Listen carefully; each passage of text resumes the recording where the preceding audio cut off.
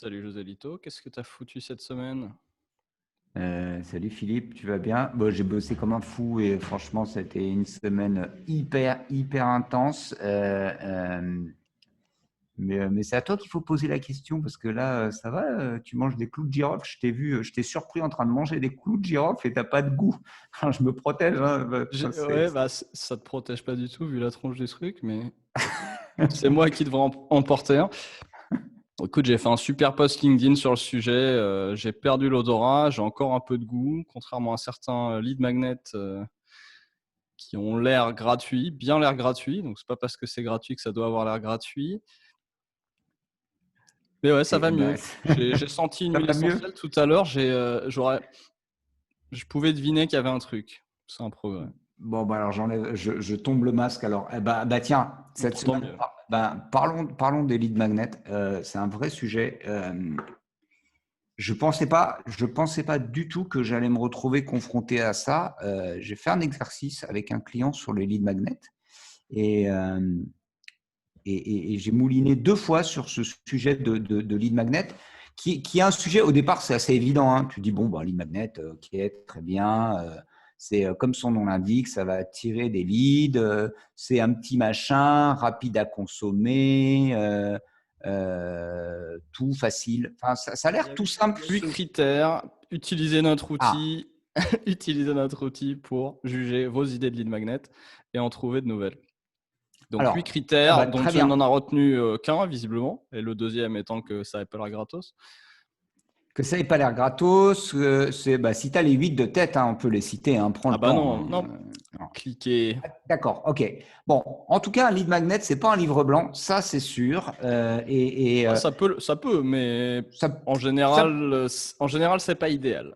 c'est pas idéal. Donc voilà. C'est Donc on a marrant. cette conversation sur les lead magnets et je prends conscience à 2 reprises cette semaine. Je dis à 2, mais c'est 3 reprises parce que j'en ai discuté avec quelqu'un au téléphone, un pote, et on parlait des lead magnets. Et contre toute attente, ce qui me surprend, c'est qu'à chaque fois, alors tu te dis, le moment où tu construis le lead magnet, d'accord, c'est que tu es déjà bien en avance dans ta réflexion, tu as une offre, elle est construite, tu as, un produit phare, tu as un produit d'appel, tu dis, OK, je vais dans mon entonnoir ou dans mon tunnel de vente, je vais construire un lead magnet, je vais créer des contenus, je vais les diffuser, ça va attirer du monde, etc. Donc, très bien. Donc, tu dis, on est focus sur le lead magnet. Et là, tu t'aperçois qu'à chaque fois, souvent, on a un problème de ciblage. La difficulté qu'on peut avoir de créer un ciblage, de créer une liste de comptes en se disant, OK, on sait exactement à qui on va s'adresser et hop, je suis capable de faire une liste de 50 comptes que je vais adresser. Et dans ces comptes-là, je veux parler à telle personne. Et à partir de là, est-ce que mon lead magnet va les attirer? Oui, on y va, feu, ça marche. L'histoire de la liste de comptes, du ciblage, waouh, super compliqué en fait. Bah, Mais quand même, je dis même chez nous, tu es bien placé pour le savoir. parlons-en, on a pris mais combien de temps à se torturer le cerveau, de se dire ah non, mais viens, ce serait bien qu'on s'adresse aux chargés de marketing. Alors, il y a un truc qui est sûr, hein, on est généralement dans ces contextes-là super opportunistes. Ah bah tiens, José Lito, tu donnes des cours à l'EM Lyon? Ouais, bah après ils vont faire quoi les piou là? Bah, ils vont être chargés de market. Ah bah viens, on va aller chercher les chargés de market. Allons chercher les chargés de marketing. Ouais, mais quand même, ils n'ont pas de thunes, ils arrivent dans l'entreprise, la première année, ils font leurs preuves, ils n'ont pas forcément de budget, machin. Bon, allez, on va aller parler à leur boss. Ah ouais, c'est les CMO. Allez, parlons aux CMO. Mais quelle taille de boîte? 1 million, 10 millions, 50 millions, 100 millions. J'ai 150 millions à ma droite, 200 millions à ma gauche.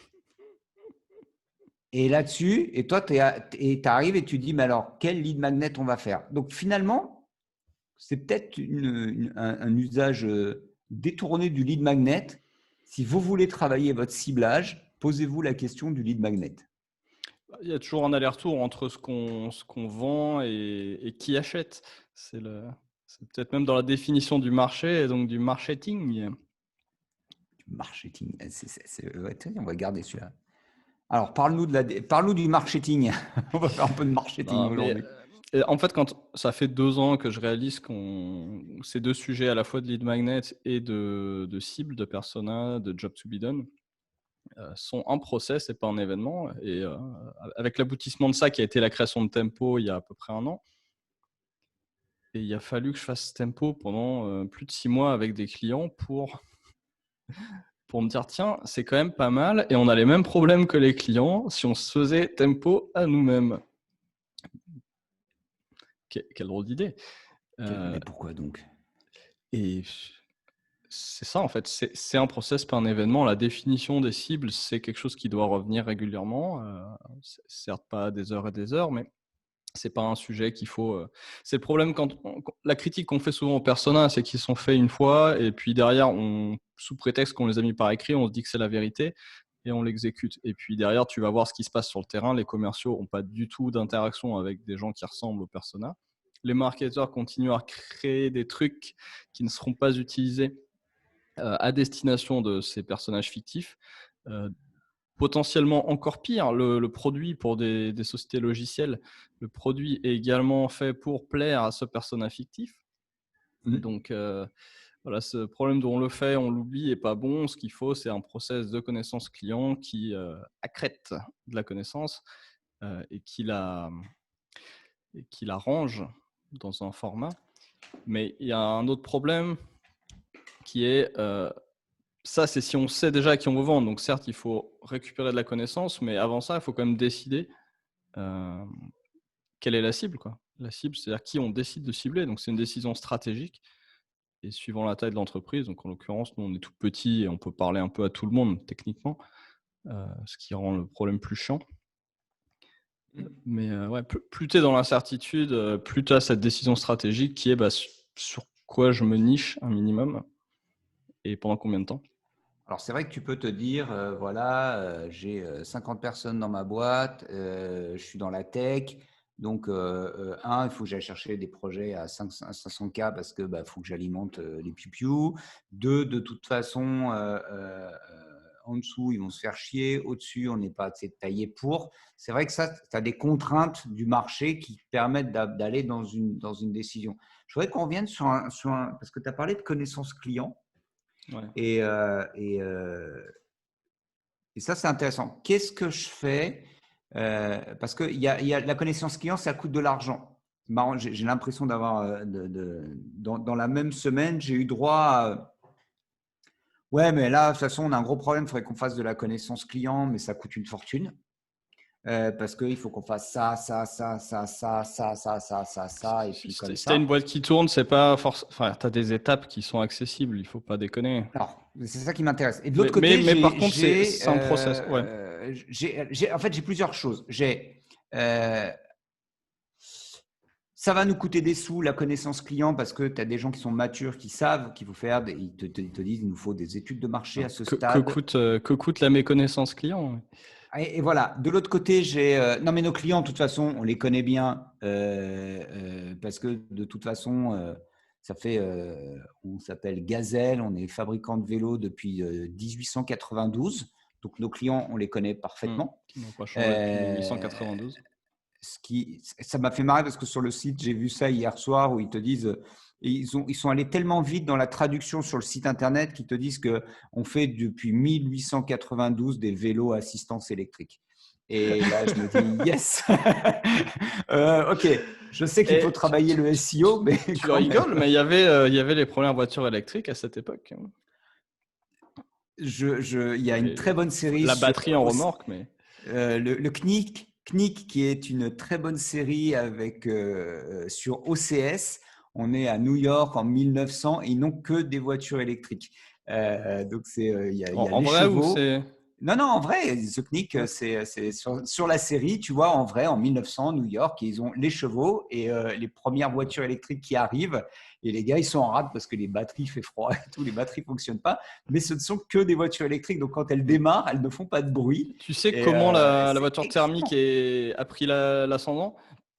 Euh, Ah, c'est vas-y, raconte. c'est le démarreur électrique, ironiquement d'ailleurs, qui a permis à la voiture thermique de prendre le dessus parce que l'argument phare aux États-Unis pour les voitures électriques, c'était que les femmes pouvaient les conduire. Tu sais, démarrer un moteur thermique, c'était à la manivelle, c'était clairement Mhm. pas pour les femmes de l'époque très recommandé.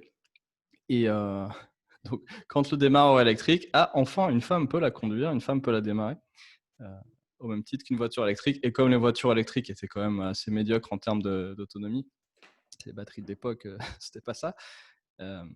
C'est là que le décollage s'est fait.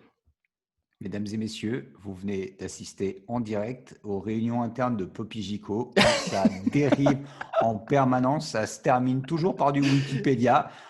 On ne le fait pas exprès, c'est comme ça. C'est pour ça que chez Poppy Gico, notre On a inventé vie Tempo a commencé à changer. avec On des a agendas inventé Tempo et avec des des agendas agendas, avec qu'on respecte. des trucs très clairs en disant Et on ça a commence à embauché telle heure. quelqu'un pour nous faire pour nous les faire respecter, La surtout. vérité, alors, mesdames et messieurs, la vérité, parce que ça, je vais la mettre sur le Discord des élèves de l'EM Lyon, que je n'irai pas voir physiquement parce qu'il y a eu un cas de Covid, donc on va tout faire à distance pendant 3 jours. Coucou à vous. La vérité, c'est que on n'arrivait même pas à tenir nos propres réunions, donc on a dû prendre quelqu'un bonjour Léni, qui Meilleur nous botte investissement ever. C'est bonjour Léni qui nous botte le cul pour qu'on fasse exactement ce qu'on doit faire pendant les réunions. Merci Léni. C'est dans Alors, l'organigramme, hein, botter le cul des deux glandus. on est catastrophique, Philippe. Pour revenir à nos histoires de On a perdu connaissances tout le monde. clients, c'est que j'ai soit des boîtes qui disent on est là depuis un siècle, donc notre connaissance client elle est parfaitement maîtrisée et on n'a pas vu que le client a changé avec le temps. Soit on est dans des boîtes qui te disent mais ça coûte cher parce qu'il faut produire des études de marché. Soit j'ai des cas de figure où c'est mes clients ne sont pas sur les réseaux sociaux, par exemple. Voilà, mes clients ne sont pas sur LinkedIn et je n'ai pas de base de données clients disponible à l'extérieur. Et quand il y a des bases de données, elles ne sont pas qualitatives. Est-ce que c'est pas ça qui fait que de temps en temps, c'est quand même un exercice super compliqué et parce qu'on parle d'alignement, c'est le marketing, on en parlait la semaine dernière, alignement, c'est le marketing, c'est que le marketing déboule en disant, faut faire des lead magnets, on n'a qu'à faire un quiz, on n'a qu'à faire un machin, on n'a qu'à faire une infographie, on n'a qu'à faire un je sais pas quoi. Et là, ils se disent, on va faire plein de choses et toi, tu dis, demandez aux sales. Et là, les sales, ils te disent, ça dépend, moi je cible machin, moi je cible bidule. Et là, tu as une espèce d'embroglio, tu dis l'alignement ne se fait pas, simplement parce qu'on ne parle pas du tout du même prospect, on ne parle pas du tout de la même cible, et que ça devient un truc de ouais, mais c'est super compliqué. Ouais, tu t'es retrouvé même dans des réunions, donc des boîtes qui tournent pour le coup, qui ont quand même des profils clients, peut-être contrairement à nous, où c'est toujours un petit peu vague. Et ils se sont trouvés ils réalisent en plein milieu d'un travail comme celui-là, d'un atelier comme celui-là, qu'ils n'ont pas la même chose en tête, quoi. Grave. Mais alors, oui, tu as des trucs oui, oui. Mais tu as dans des services, tu as le directeur marketing, le directeur commercial qui te sollicite pour un travail. Tu lui dis d'accord, c'est super. Tu vas avoir un des sales qui te dit ah non, mais moi je travaille pas du tout là-dessus. En termes de budget aussi. Non, mais moi en ce moment, je chope des leads à des projets à 20 000 euros. Et puis, tu as tout là-haut, on te dit, nous, de toute façon, vous savez, on est très clair, on a une cible, c'est simple, hein, c'est en dessous de 200K, on ne leur parle pas. OK, c'est quoi ce délire? Comment on peut faire, comment on peut, dans une organisation, pour travailler ce sujet de la connaissance client, qu'est-ce que tu me conseilles en termes d'argumentaire ou de questions à poser pour dire c'est pas si cher que ça si vous en faites un process et pas un événement qui est finalement un événement qui serait de dire j'achète une grosse base, je mets 10 000 Ouais. balles et on n'en parle plus. Ça, c'est pas de la connaissance, la construction d'une base. Connaissance client, c'est pas ça. Connaissance client, c'est je connais ma cible et je veux apprendre plus sur ses attitudes, ses comportements, ses caractéristiques, ses motivations. Ça, c'est de la connaissance client. Mais acheter une base, c'est pas de la connaissance client, c'est de l'acquisition, c'est de la prospection. Donc, c'est pas la même chose. Souvent c'est assez mélangé en fait. C'est pas aussi. C'est bien que ça interagisse, mais ça reste deux activités relativement séparées. Tu peux très bien connaître ton profil sans pour autant avoir une grande quantité sous la main à démarcher. Alors, le truc, quand tu veux démarcher, constituer une liste de clients, il faut quand même que tu aies de la connaissance client ou tu peux complètement y échapper. Ça dépend. Si tu as un marché qui est très structuré, tu peux dire, je sais pas, j'ai oublié tes exemples, mais je cible les fabricants de véhicules. Je veux la liste des fabricants de véhicules de telle taille à telle taille parce que je sais que c'est rentable pour moi et qu'il y en a assez pour me faire un marché. Quelque part, non, la connaissance client, elle est derrière. C'est est-ce que je vais vraiment leur vendre ce qu'ils veulent? Donc, est-ce que je vais faire le bon produit? Est-ce que je vais leur donner le bon message? C'est-à-dire, est-ce que je vais les convaincre? Est-ce que je vais leur proposer la bonne solution? Est-ce que je suis capable de leur montrer que j'ai bien compris leur problème? C'est ça la connaissance client, c'est le job to be done. Est-ce que je comprends bien le problème? Euh, la partie culture, attitude, etc. qui est est-ce que je touche la corde sensible? Est-ce que je suis capable de toucher la corde sensible quand je leur parle? Et enfin, Ça, l'adressabilité qui est où est-ce que si je dois faire l'acquisition moi-même, ce qui n'est pas le cas quand tu achètes une base, mais comment ils vivent concrètement et où est-ce que je peux les trouver et, ça m'a l'air et tellement potentiellement. compliqué. Ah bon? Bah, regarde pour nous en fait, c'est super Mais compliqué, mais parce qu'on n'a pas de en cible. fait, Mais une fois que tu as une cible, c'est beaucoup plus simple. pourquoi on n'a pas de cible? Bah, comme je dis tout à l'heure, on n'a pas. De fait, tu fais du marketing, tu parles à tout le monde. Enfin, tu peux en faire pour n'importe qui, premièrement. Deuxièmement, on est assez petit pour pas avoir des volumes énormes et avoir des patterns qui se dégagent suffisamment. Et quand tu as des boîtes, ils te disent et votre truc, ça marche pour qui? Ah, bah, c'est pour tout le monde, hein. C'est pour toutes les boîtes. oui, c'est le problème. C'est un problème de positionnement. Et aujourd'hui, on a ce problème-là. Donc, quoi qu'on choisisse, ça reste un peu arbitraire parce qu'on n'a pas assez de volume pour être data-driven sur ce genre de choix-là. Donc, c'est un peu arbitraire. 2, on n'a pas une grosse force de frappe commerciale. Donc derrière, on choisit une cible. On ne va pas être capable en 3 mois de parler à 150 personnes dans cette cible et valider aussitôt le choix arbitraire. Donc, nous, notre problème, il est dans le démarrage. Mais ce n'est pas le même problème qu'une PME. Prends-en un autre, Laurent Serre. Tiens, Laurent Serre, on va citer Booster Academy. J'étais avec lui ce matin, on discutait, qui me dit on parle donc Booster Academy, formation des collaborateurs, etc. etc. Et il me dit non, mais en fait, Commerciaux. tous des collaborateurs commerciaux, merci. Ouais. Il dit mais en fait, mais tous les commerciaux ont besoin d'une formation. Je dis alors c'est quoi ta cible? Bah, tous les commerciaux, donc toutes les boîtes. Et là, tu vois, tu te retrouves dans un truc, ok, mais tu peux préciser parce que pareil, tu veux faire un lead magnet pour des commerciaux aujourd'hui, mais il y a 1 milliard de possibilités et c'est vrai que finalement, donc si tu dis je fais une liste, bah, je sais pas moi, fais-moi des clients stratégiques. Et ok, qui sont des clients, fais-moi une liste de critères. J'ai fait un exercice comme ça, de critères de qu'est-ce qu'un client stratégique. Ouais. Ah ben, chiffre d'affaires. Et c'est marrant, il y avait côté marketing, alors tu pouvais avoir chiffre d'affaires, etc., etc. Puis tu avais aussi et côté sales, alors ça donnait chiffre d'affaires, région, machin, bref, tout un tas de trucs. Et côté sales, ça donnait signable tout de suite.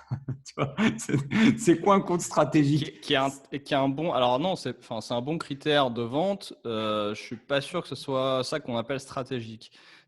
C'est un peu même à l'opposé de la notion de stratégique. Mais Mais là, bon. c'est quoi un client stratégique pour toi? Signable de suite. Oui, alors c'est Non, ça, important pour toi, c'est dans ta stratégie personnelle, je capte voilà. l'idée. C'est un critère de Pour qualif, mais l'organisation. c'est pas stratégique. Ah putain, tu vois, c'est un critère de qualif, mais c'est pas un critère stratégique. On est dans le BANT, c'est le dernier critère du BANT. C'est important dans la qualif, mais c'est pas la notion même de stratégique, c'est qu'on va anticiper et que ça va prendre un moment et que ça va avoir un changement existentiel sur l'organisation.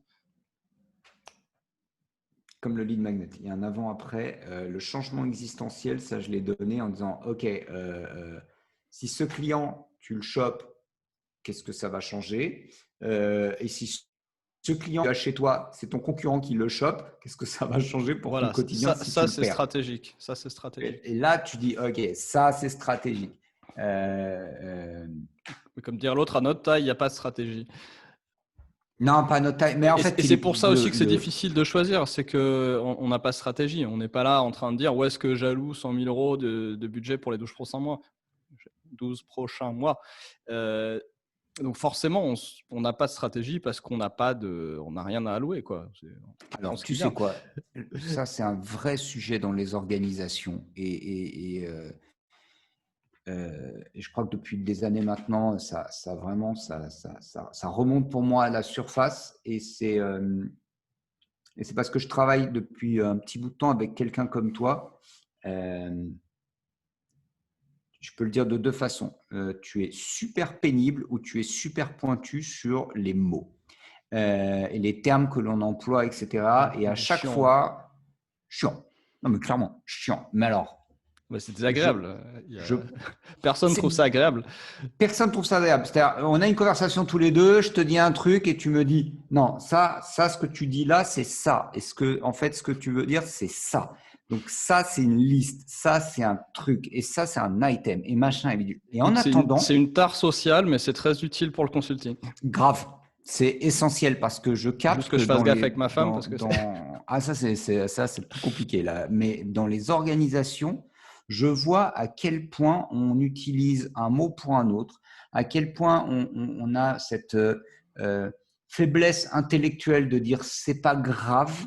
Et je perçois aujourd'hui la difficulté Le mot a une dans qualité beaucoup magique. d'organisations. Le mot a une qualité magique. Vas-y. Le mot a une qualité magique. Avant qu'on ait ce paradigme où on utilise les mots pour désigner des choses et on est très carré sur les catégories, bon, ça commence avec les Grecs, mais il a quand même fallu attendre la modernité pour que ça reprenne une nouvelle place et que ça s'applique à tout. Avant ça, le mot était magique et le mot reste magique pour la plupart des gens. Donc forcément, tu vas commencer à dire slide deck et data driven. Ça y est, tu as déjà gagné des qualités, tu vois. Ouais, alors Même si tu oui, les as pas utilisés au bon endroit. Peu oui. importe ce que ça désigne, ce qui compte, c'est d'utiliser le mot et de faire le bon geste, tu vois. Donc c'est là qu'est la qualité magique du mot. De l'autre C'est le verbe. côté, tu vois la difficulté à dire, mais qu'est-ce que tu n'arrives pas à faire, à créer une liste de contacts, ou est-ce que tu pourrais créer cette liste de contacts si tu avais une connaissance client? Et pour beaucoup, ça se mélange. Et, et, et, Et et, parce et, que c'est à double sens. Sur ce cas particulier, ça se fait dans les deux sens. Je vais y arriver. Et après, tu peux avoir très bien défini ton tu client vois type comment sans savoir je combien il y en capte a. que ces années de travail avec toi, où je me dis, ouais, Attends, ça coupe un peu.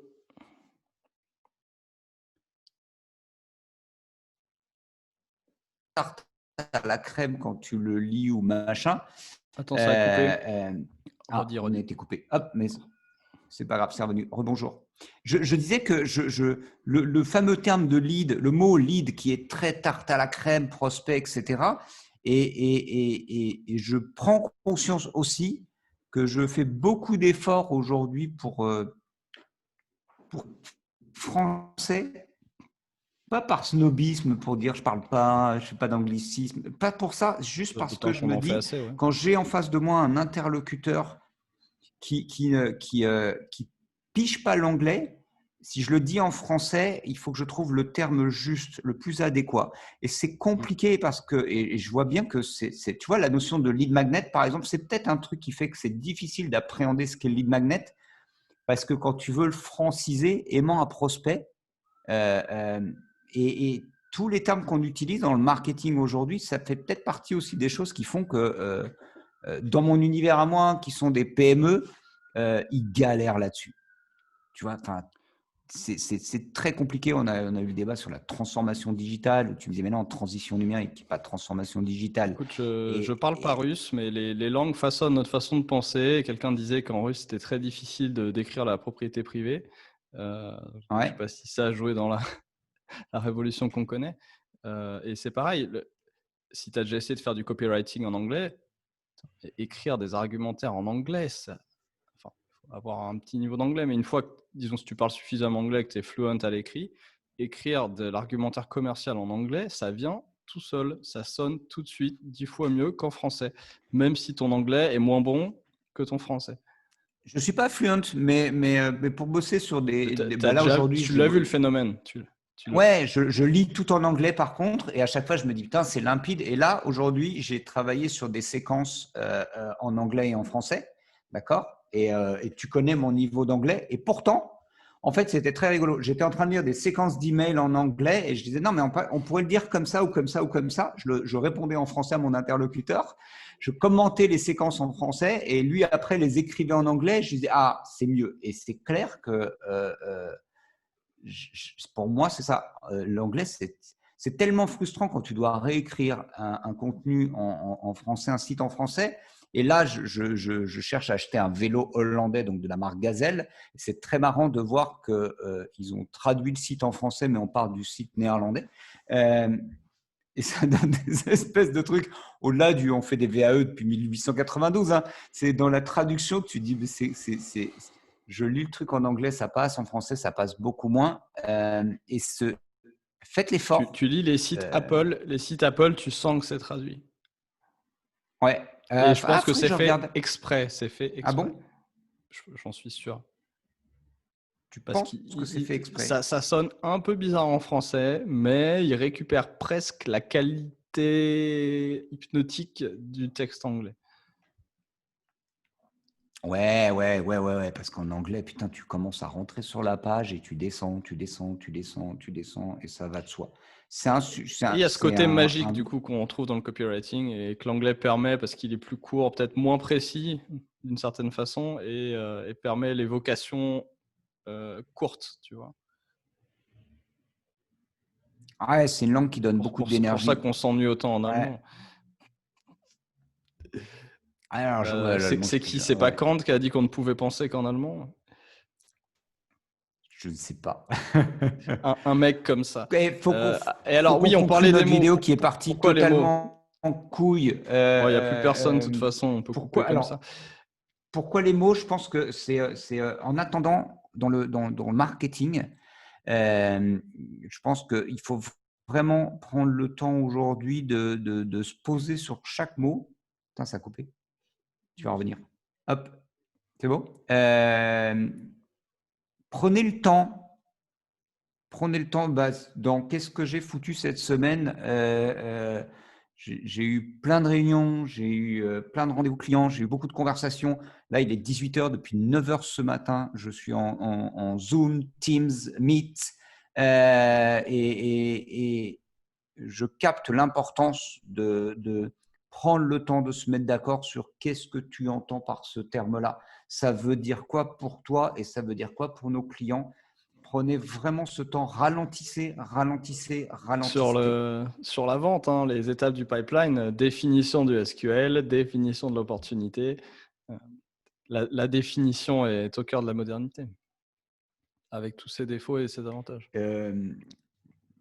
Ouais, j'ai eu encore un commercial qui cette semaine me disait je comprends pas. Il y a des trucs que je comprends pas dans le CRM, etc. Et c'est HubSpot, c'est un super bon outil. Et j'ai capté qu'en fait, c'est juste que c'était les termes qui étaient employés. Dans HubSpot, tu as nouveau, connecté, ouvert, etc., etc. À un moment donné, tu as un lead status. Et j'ai passé cette semaine, j'ai pris 1 heure de mon temps à lui dire ok, je vais te faire des lead status qui correspondent à ce que toi tu fais. J'ai fait mon job. Je sais très bien que ce temps que j'ai passé à faire ce travail-là fait que cette personne-là, elle va passer un palier en fait. Et pour le marketing, je me rends compte que c'est exactement pareil. Et quand on fait les lead magnets, c'est pareil. Et quand on parle de connaissances clients ou de liste client, on n'est pas souvent, même dans les équipes commerciales ou autres, ce qu'ils appellent un lead show ou des choses comme ça, c'est dans leur tête, c'est pas le même monde et il faut vraiment être très précis sur les qualifications. C'était pas le sujet que j'avais en tête, mais Et tout le monde, et donc on a ce problème aussi de la direction qui a finalement pu prendre une décision claire, ce qui est déjà pas donné de base, mais mettons que ce soit arrivé. Derrière, c'est pas descendu, ça s'est pas répandu, ça n'a pas été intégré tel quel. par chacun. Et c'est là qu'on se retrouve avec des, comme tu disais tout à l'heure, ouais, bah, on a des contrats à 20 000, nickel. Et pendant que la direction est là, ah non, on touche plus rien en dessous de 200. Et vice-versa, il n'y a pas le feedback qui remonte, donc ils ne se rendent même pas compte que ça n'a pas été accroché. On a eu le même problème sur les valeurs. Tu me disais, personne ne peut citer les valeurs de la boîte, etc. Après, tu dis, ouais, nous, quand même, on a bien fait nos valeurs chez Puppy Je vais dire, attends, on va demander à tout le monde dans la boîte s'ils connaissent les 3 valeurs par cœur. Tu vas déchanter rapidement. Grave, alors ouais, ça c'est sûr, parce que J'ai derrière, pas essayé ouais, encore, il y a mais ça, on va mais tenter. il y a la précision. C'est toi qui m'as appris ça à chaque fois, dire ouais, mais on n'en a pas beaucoup. Pas beaucoup combien? Ou ça coûte cher combien? J'arrête pas de jouer avec ça et depuis des mois et Oh, bah, t'en as pour 10 ans. j'ai fait cet effort-là, hein, vraiment, et ça m'a mis à un autre niveau de choses où bah ouais, il y a c'est cher 10, c'est cher 50 ou c'est cher 500 000. Et c'est pareil dans la tête de vos C'est clients, essayer exactement de ce qu'on a savoir ce que fait, ça veut dire. exactement ce que j'ai fait cette semaine sur un tempo où on a commencé en mode ah bah les cibles, ouais, c'est bon, il n'y a rien qu'à changer. J'ai dit, mais je me rappelle que la dernière fois, on a eu un petit accrochage sur sujet X. Ah ouais, c'est pas faux, ok. Une demi-heure plus tard, on était encore dessus. Et typiquement, on était sur attends, mais le luxe, c'est à partir de combien? Parce qu'il y a un segment luxe. Mais attends, parce que moi, je trouve pas ça très cher quand même comme luxe.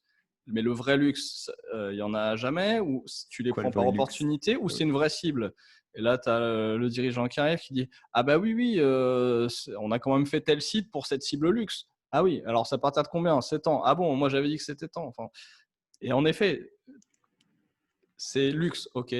Combien? Luxe, c'est 1 million ou c'est 10 millions? Euh, c'est de l'achat ou c'est de la location, etc., etc. Bah ouais, c'est quoi? Il est pas mature. Ça veut dire quoi? Il est pas mature de combien? Mm. Il est pas mature de machin, il est pas mature de trucs, ou il est trop mature. Et tous ces sujets-là, prenez le temps, hein, vraiment, il faut vraiment prendre le temps de se poser. Ça, Enfin, ça fait une plus, différence incroyable quand ça putain, s'accumule sur une équipe de 10 personnes, ouais, juste une équipe commerciale de 10 personnes au hasard, et quand tu as la même chose en produit, la même chose en marketing ouais. et même en administratif, en support client, les gens qui passent 4 fois trop de temps en support client sur certains clients et pas assez sur d'autres, l'utile et l'agréable, tu vois. Et si tu n'as Alors pas ça, ces c'est critères-là, c'était Oussama qui donnait cet exemple des magasins de luxe. Il dit le temps qui passe, les temps que les boîtes investissent dans la formation extrêmement rigoureuse de leur équipe à identifier si un client vaut cher ou pas. Et à ne passer du temps qu'avec les clients qui valent cher et à ne pas gaspiller leur disponibilité. Si c'est vide, c'est vide. Mais s'il y a un tout petit peu d'influence, le retour sur investissement quasi infini du fait que la personne a été capable de passer du temps et de donner son énergie au bon client. Parce qu'un client d'un magasin de luxe et un autre client d'un magasin de luxe, justement, tu vois, c'est à partir de combien de luxe? Avec le luxe de masse de nos jours, tu as du luxe à 100 balles. Mais dans la même boutique, il y a des mecs qui vont claquer un quart de million en une mm, après-midi. mm. La même boutique. Et un autre qui va acheter une ceinture à 100 balles. Ouais, mais tu vois, c'est Le retour sur investissement de la demi-heure ouais, ou des 3/4 d'heure que l'autre n'a ouais. pas passé au bon endroit parce qu'il a laissé son feeling jouer avec qui il a été plus souriant, avec qui il a passé plus de temps, etc. D'un point de vue business, j'évacue toute considération personnelle de Ouais, ça. ouais, ouais. On est d'accord. Donc, c'est exactement pareil. Le temps que tu passes là à définir deux, trois choses et à savoir sur qui on passe du temps. Et voilà, Ah donc ouais, dans mais chaque… tu sais, le sujet, il est là, en fait. C'est marrant d'être dans cette lessiveuse aujourd'hui de la transition numérique, du marketing digital, du bordel, du machin, du truc, du poète-poète, et que ça va vite et machin. On a tellement dit ça, et tous, enfin, en tout cas, moi, j'ai participé aussi à ce truc de allez, on y va, et blablabla. Et là, maintenant, je suis vraiment dans une dynamique où je me dis slow, quoi. Prenez le temps, faisons peu, faisons-le bien, menons le truc jusqu'au bout. C'est exigeant, c'est chiant. Alors après, il y a des personnalités, hein. En plus, moi, je Attends, je suis vais te donner impatient, mais je te donne Ouais, vas-y. deux bouquins pour la transformation numérique. Hein. Tocqueville, ça a 250 ans. Drucker, ça a 60 ans, 70 ans. Juste ces deux-là, c'est bon. Pas besoin Ouais, de mais sortir tu les vois, buzzwords. mais prenez le temps de les lire. Prenez le temps de les lire, que ça infuse et à partir de là, dans vos organisations, d'exiger de prendre du temps. Quand on me dit, ouais, mais Joselito, j'ai eu le cas, là, un client avec Jico qui me dit, ouais, mais la personne, elle va passer beaucoup de temps dans l'outil. Attends, tu me dis qu'aujourd'hui, tu as des collaborateurs, tu dois produire du contenu, tu as fait appel à une agence, etc. Tu as un outil de gestion de projet marketing et tu me demandes s'il a gratuit et tu me demandes si la personne, ça va lui prendre beaucoup de temps d'utiliser cet outil de gestion de projet marketing. Mais tu vois, et c'est de dire, en fait, j'espère que ça va lui prendre, qu'elle va y passer beaucoup de temps. Ça veut dire qu'elle va bien bosser, qu'elle va faire des trucs. Se caler dans les bons process, prendre les Se bonnes caler dans les habitudes. process et elle va devoir mâchouiller, remâchouiller, remâchouiller son bailleur persona, son machin, ses offres. Elle va devoir se poser 10 fois la question mais c'est quoi un bon lead magnet et avant même de commencer à lancer le travail et on va faire du graphisme, et on va faire du contenu, et on va faire Bon, en machin. parallèle, parce que justement, cette image séquentielle, elle est dangereuse aussi, parce qu'on peut soit être paralysé et ne jamais s'y mettre, soit le faire et ne plus s'y remettre. Dans les deux cas, c'est assez mauvais. Donc, voyez ça comme des process parallèles. Trouvez la bonne allocation de temps à chaque. Si vous êtes sur des marchés très clairs, très lisibles, vous n'avez pas besoin d'y passer tant de temps que ça. Et vice-versa, si vous avez l'embarras du choix et des grosses différences d'impact entre différents choix, ça demande un petit peu plus d'efforts. Et puis, à différents moments de la vie de l'entreprise, il faut y passer plus ou moins de temps. Il y a des moments où il faut juste baisser la tête et avoiner. D'où l'indistinction entre connaissance client et liste. Tu vois ? Ouais. La connaissance client, c'est ce qui fait que tu vas faire 5% sur ta liste ou 10%. Mais parfois, peu importe le pourcent, il vaut mieux appeler tout le monde et basta. Tu vois ? Souvent même. Ouais. Putain, ça va être encore un autre sujet, au secours. C'est pas là que je brille alors. Est-ce qu'on conclut avant de souhaiter un bon week-end? Pas, il n'y a plus personne de toute façon là. Ouais, bon week-end, il fait nuit, l'odorat revient tranquillement. Très bien. Prenez le temps, répétez les choses, mettez des routines en place. Le succès, comme le marketing, c'est un processus, pas un événement. Mieux vaut mettre un tout petit peu toutes les semaines que beaucoup, tous les une fois par an, puis on n'en parle plus. Et mâchouiller les mots. Prenez le temps d'être précis sur ce sujet-là. Et voilà. Et bon week-end, en fait. Bon week-end. Et je suis curieux, si quelqu'un a regardé jusqu'au bout avant 2040, mettez un commentaire. Ça marche. Salut. Bon week-end. On lance les paris, une bouteille. Salut.